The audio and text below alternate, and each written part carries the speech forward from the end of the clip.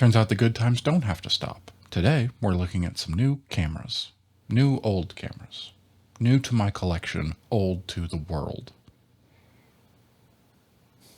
Recently, it was my birthday, and I received a box in the mail from my dad with some vintage cameras in it. He won an online auction. I think it was online. He won an auction with a bunch of vintage cameras and sent them to me, which is perfect. It's a great gift. It's exactly what I could use to go on the shelf behind me, and it grows. I get to do a little bit of research, and I talk about a couple of things here in a short video. This is the Kodak Hawkeye No. 2 Model C. This box right here. Pretty cool. Tells you what kind of film you can use on the back, if you can see that. There we go. This would have come out in 1913 or 1926. I find conflicting information online. One website says one thing, one says another. Can't really narrow it down exactly. We'll talk a little bit more and actually have a better idea. But one of the things is that when I opened it up on the inside, printed on there is the patent date of 1916. So it kind of seems unlikely if they patented in 1916, they were producing them in 1913. So I kind of don't think that's happening, but it also goes out the window when we talk about this specific version. We'll get to that. This version is kind of similar in box and the way it would be made with the film that it uses, the 120 film, to some of the other Hawkeyes that we've looked at, or the Brownie cameras that they would make much later on. This was based on the original Hawkeye, which was another box camera that came out before it and used glass plates instead of film, which is something I've read about and is really fascinating. The way that they used to expose onto a glass plate that would have a type of, I think it's a silver photosensitive material to it. Film would replace that, obviously, because glass plates were very heavy, but interesting. This does use the same type of film as what we've seen previously on the Hawkeye cameras that we've looked at, the 120 film. There's something rattling around inside of there. I don't know if you can hear that. Another interesting thing that I found was that the Hawkeye camera was originally made by someone else, not Kodak. Didn't realize that before. The Boston Camera Company, which was before the 1900s. It changed hands, then it changed hands again, and Kodak bought them and kept the Hawkeye name. As I mentioned before, with the date, this particular version is not an original Hawkeye No. 2 Model C. This is the 50th anniversary. In 1930, Kodak made 500,000 of these anniversary editions, and they specifically gave them to children who turned 12 that year. I'm not sure why 12, but that's why there are plenty of them, and they're not super expensive or hard to find. Good condition is another thing. This one's not in the best of conditions, but I can tell that that's what it is. After a bit of research, the fact that this is not black, it is in this brown leatherette, and it has gold trim, or they used to be gold on all of its metal parts here.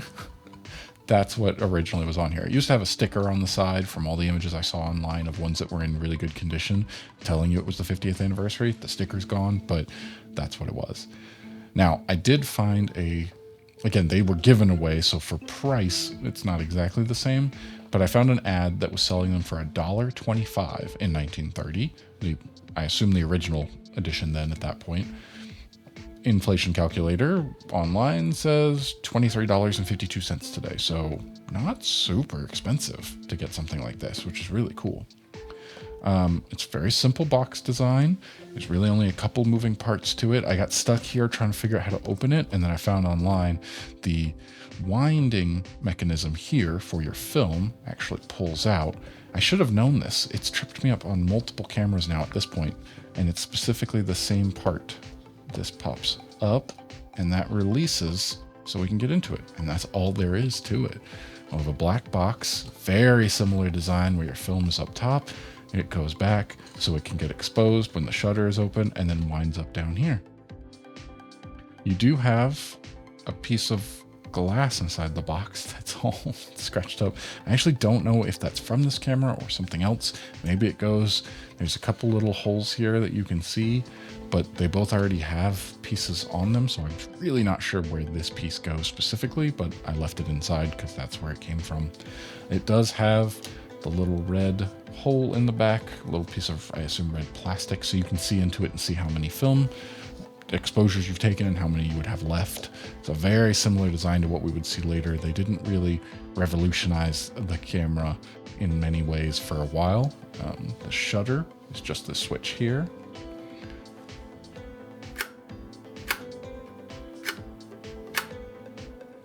Now, I don't know. It kind of appears to be the same both ways.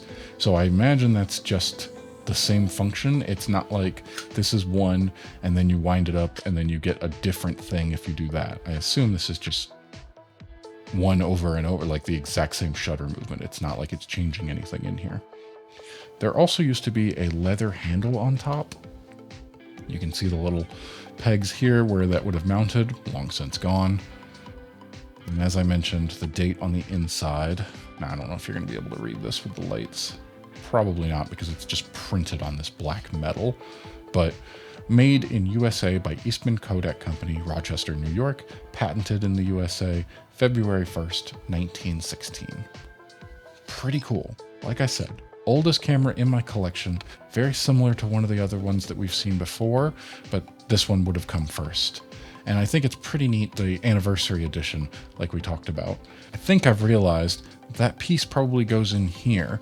I don't think I can get to that part to try to replace it. The piece of glass that fell out might actually be the mirror that is meant so that you can see what it is you are shooting. You would hold the box camera against your body, look down through the lens, or look down through this to see out front. And yeah, that is covered up by this here.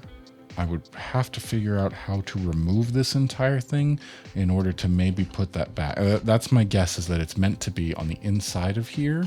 I have no idea. I don't know the inner workings of this camera at all. This is very much a surface level, both the information that I found online and literally physically looking at the camera. I imagine that's probably what it is, because this doesn't work at all. I've tried looking through, I tried cleaning it up. I can't see anything out of this at all. And that may very well be because there is no longer that reflective piece of glass inside of there. Maybe that's why you can't see out the front. Maybe that's where that little piece comes from, is it's meant to go in there. I'm not sure. But I do know that this was a fun time researching. I learned a little bit. I did not know about Kodak buying other companies and that the Hawkeye was made by something else. I have multiple Hawkeye cameras now, and it's going to look pretty cool sitting on a shelf behind me. And that's it. We've got a couple more videos, one coming out each week for the rest of the cameras that were in this auction my dad bought and sent to me. And a special thank you to my dad for sending me these things. It probably goes without saying, but looking at old cameras, researching, learning about their history, and seeing how technology has evolved over time is something that I like.